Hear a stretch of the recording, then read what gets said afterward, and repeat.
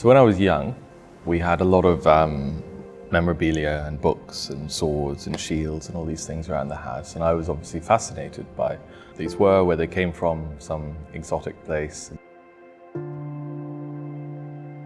And so I saw James Brooke, and he was a man absolutely seeking some great meaning in his life that he hadn't found when he was in his late 30s and had done essentially nothing. And when he arrived in Sarawak, it was almost immediate that he saw this as his manifest destiny to serve Sarawak. I believe the Brookes founded in Sarawak and serving Sarawak in some sort of way, and the best way they thought they could at the time. That's something I feel incredibly privileged to have inherited, in a sense, not to have created it, but hopefully to have built on it. I determined to set up an independent entity, the Brooke Trust as it now is, to reconnect with this history, to preserve what remained of the legacy, both the tangible in terms of artifacts and archives and buildings, and the intangible, the relationships that were formed that held things together here for a long, long time.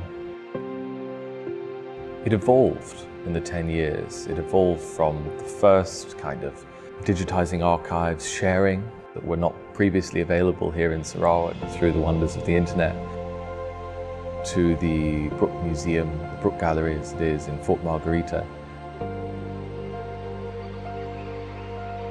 And Royalist is a fascinating project to rebuild an old ship, absolutely.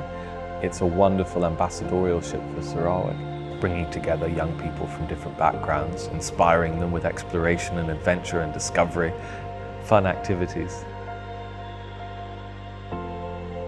The Rani project came from a member of my team who was passionate about Karingkap, the Sarawak textile, and I knew through her what this meant to generations, particularly in the Malay community, who were trying to reconnect with this somewhat dying art, traditional artisanal craft, which led to the investigation by me into the real story of my great-great-grandmother, the Rani, the owner of these textiles. And I got to be inspired by the Rani, by her strength, by her decision to embrace the local community instead of forming a European community in the country, and what that meant to the relationship between my family and Sarawak, and what that gave her in her life.